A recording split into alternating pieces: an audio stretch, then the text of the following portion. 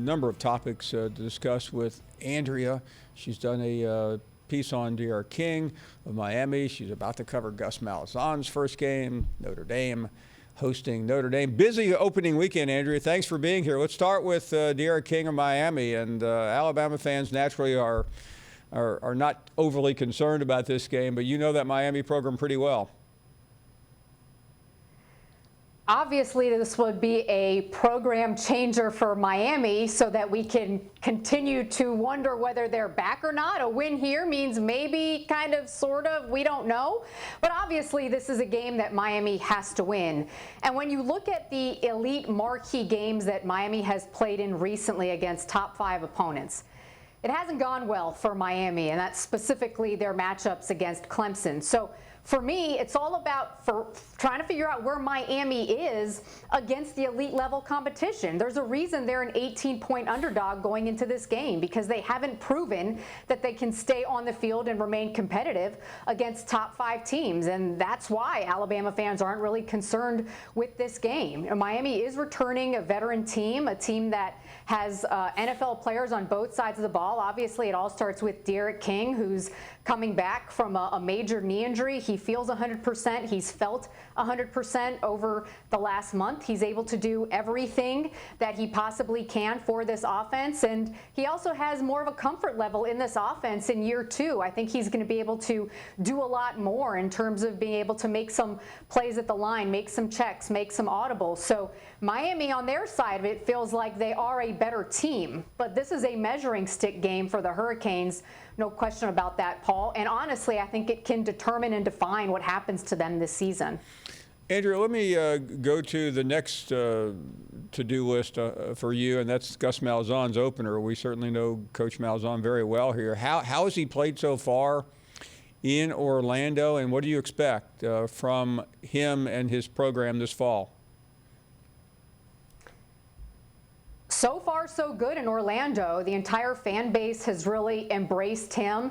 And I think a lot of that is because they have seen a coach now who is embracing this whole idea of the future of college football lives here in Orlando. And with Josh Heupel, maybe he stayed away from some of the conversations about where's UCF headed in terms of the national landscape and playoff and realignment, but not Gus. Gus has been full steam ahead with selling this program and what it has to offer everybody from around the country. Obviously, they want to be able to recruit here in the state of Florida, but because they have come out with this mantra and they've put billboards across the state, including Gainesville, including South Florida, reminding people the future of college football is here, I think that has really endeared him to the fan base. But that's all talking season, right, Paul? Now everybody wants to see what he can do on the field, and you are quite familiar with the struggles at Auburn offensively the last couple of years.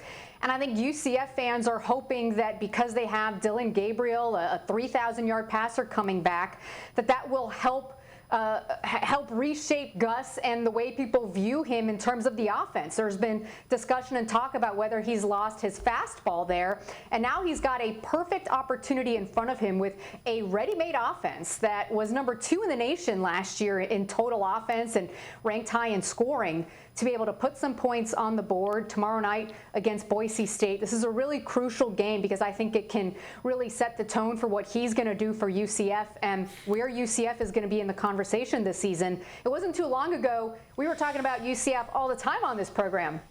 Now Cincinnati's the darling of the American. And so it's up to Gus to really start changing that narrative back to UCF and making them more of the discussion nationally. And I want to ask you about that topic from several years ago, because much of it involved Scott Frost. And what is the view down there where he lived and was so successful in relation to everything that has gone wrong for him in Lincoln? It's a great question, Paul, and he's still beloved here because of what he was able to do in just a few short seasons at UCF, taking a team that was winless the year before he arrived and 2 years later to their self-declared national championship and undefeated season.